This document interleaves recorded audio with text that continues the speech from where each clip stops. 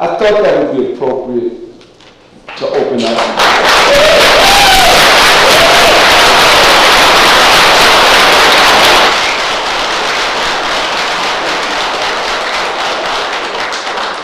I really appreciate the honor of standing here today and addressing you. Like Odell said, this is a cause that is very close to my heart. As a matter of fact, closer than I would have liked, given the circumstances. But I want to talk a minute about the new Jim Crow and a question that was posed to me by Tanya, I believe it was. No, it was not Tanya. Tanya did the photo shoot. It was by, what's her name? Ann. When she was interviewing me, she posed a question to me. She said, if Dr. King were alive today, what do you think his main focus would be? And I said, without hesitation, the prisons. He would go straight to the prisons and he would start dealing with this new Jim Crow. Now let's talk about the old Jim Crow. And let's talk about why it's not relevant today. Why the old Jim Crow is not relevant today. Most people don't realize that Rosa Parks was not the first person to refuse to give up her seat. That's right. There were two other women before her.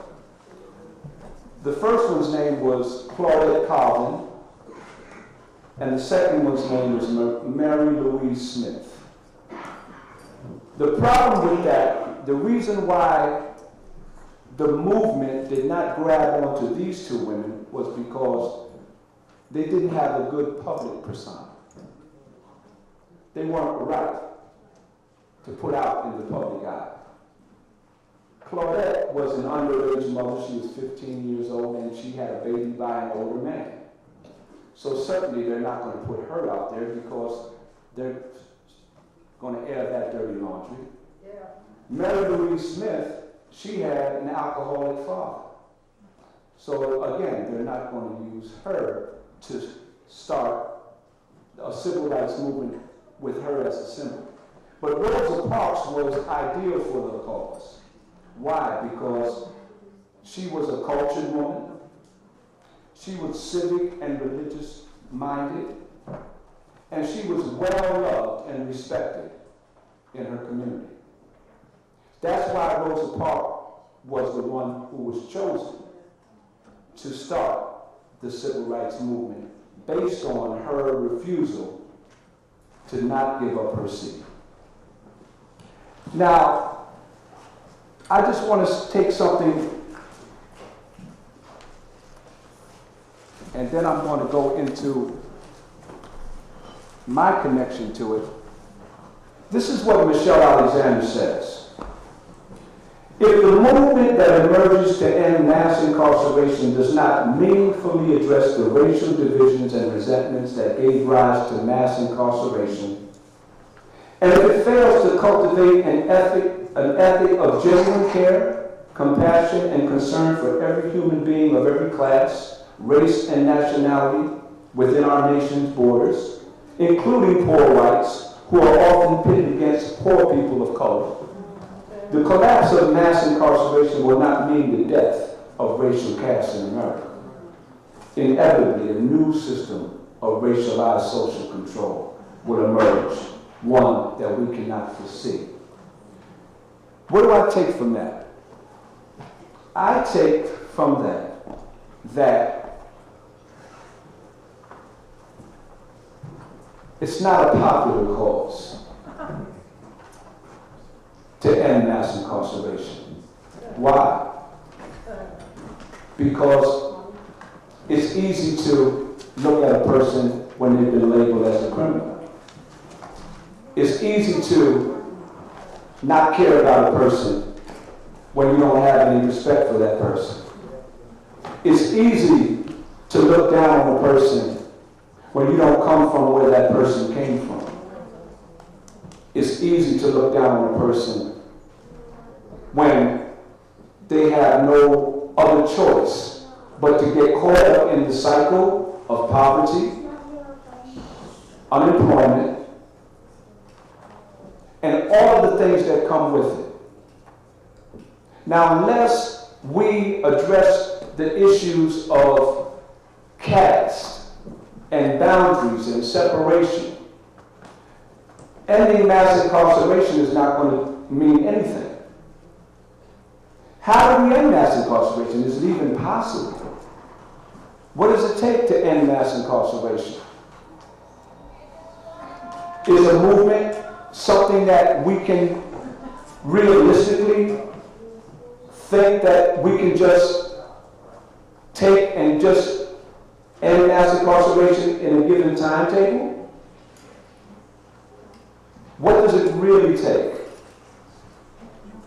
What do you think about people who have been caught up in a cycle of poverty, who have been caught up in labeling, who have been caught up in the system of social injustice almost all of their lives? Now, I can use myself as an example. Odell talked about my background, our background. We go back, I go back, I probably can go back further than Odell. I go back to the early 60s. I've spent 40 years of my life in prison. Every time I say that, I get that same reaction. And it amazes me. It really does. That I can stand here before you today and say that is a miracle. Because anybody who knows about the criminal justice system, I was talking to a judge. He's back there today. I know he's absolutely dumbfounded. How could I possibly be standing here in front of you and not being inside prison for the rest of my life?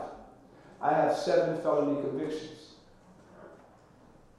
You only need 3 felony convictions in New York State for a life sentence. I have 7. Now let me just say this. All of my criminal actions were crimes against property because I was caught up in a cycle of substance abuse. I didn't realize that that was the problem. I thought that education would be enough. Odell talked about how the prisons are, but also, if you really want to take advantage of some of the programs in prison, you can do that too. But you have to be self-motivated, because they're certainly not trying to rehabilitate you. That's not their job. So if you're not self-motivated, then you have a problem. So I thought that education would be enough. I didn't realize until it was almost too late that it was my addiction that I never addressed, all the times I've been going in and out of prison, that kept me going back to prison. Now let me give you an example. I did not know that I was institutionalized. I didn't know that. It's such a subtle process that I didn't realize that I was institutionalized, that I was not even prepared for living out here. Think about it. I got 7 felony convictions. Some of my sentences were quite long. I'm talking about lengthy sentences. So I'm not paying any bills. I'm not buying any groceries. So what happens when I get out and life hits me in the face? I'll give you an example. When I first came out, one time I went to ShopRite, and I was shopping wrong because I didn't know how to shop. I'm in ShopRite picking stuff out like I'm in the prison commissary. I'm Little Debbie's, potato chips. So imagine now. Imagine, I would love to be a fly on the wall in your house if your husband came home, you sent him shopping, and he came home with a cart full of Little Debbie's and potato chips. I would love to see your reaction to that. But I said that to say that life hit me in the face and I was not prepared for it. I was institutionalized and didn't even realize it. And it only took this last time when I thought that I was going to spend the rest of my life in prison that I really needed to dig deep for answers, because I thought that I was going to die in prison. It was my 7th felony conviction. My 7th. Can you imagine that? That's a miracle. That's a miracle that I'm even standing here today. So what I did was I resigned myself to the fact that if that was going to be my fate, I needed to know why. I needed to know why I had put myself in that position to be sentenced to a lifetime in prison and to die in prison, because my 7th felony conviction, I got arrested on my 53rd birthday, on my birthday. That was my birthday present to myself. And it was only by the grace of God that I did not get prosecuted as a persistent felony offender. So I realized that I didn't know it at the time. I thought I was going to get life, so I said, well, you have to find out why. You can't just spend the rest of your life in prison and not know why. So it was like I was led to write my book, to write my story, because I needed to find the answers. So this time I dug deep and I was very honest in my book. And my book's title says it all. My book's title is Blessed and Highly Favored. Come on now. Memoirs of a Multiple Felon.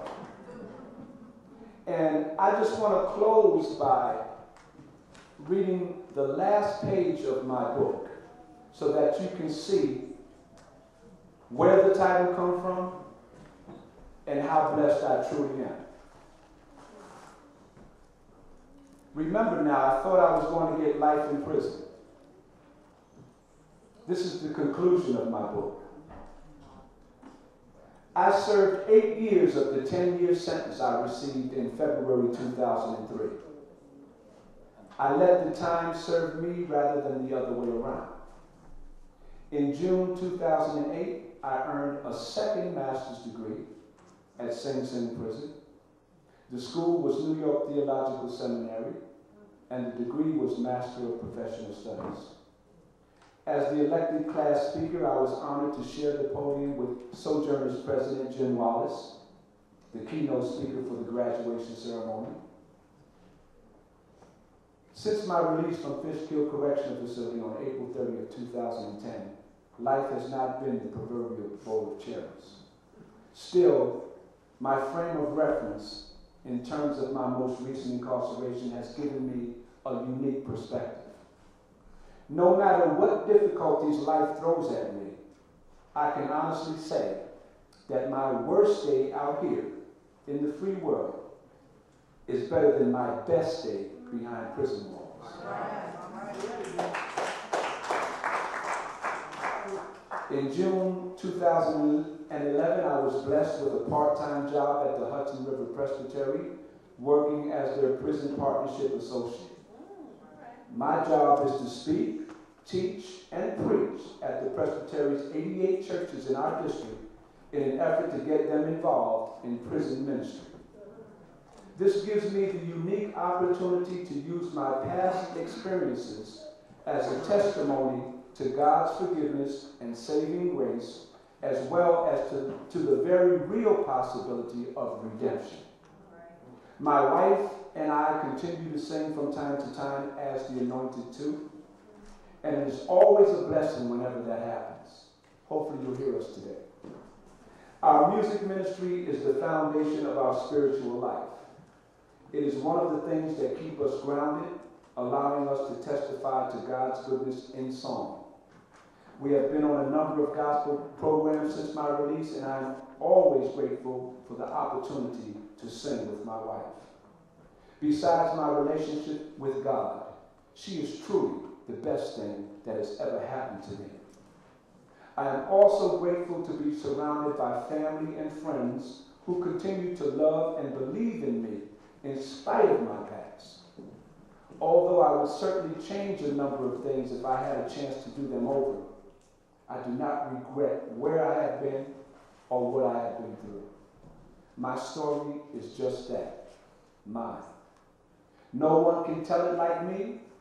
No one can tell it but me.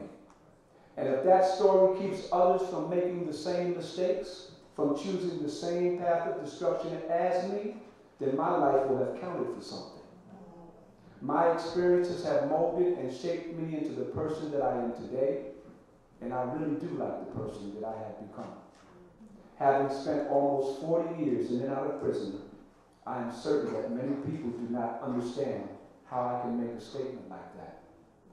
I look at those years in prison as my wilderness experience, where God was preparing me for such a time as this. In other words, in terms of where I am today, as opposed to where I've been, I know that I am exactly where I'm supposed to be. Thank you so much.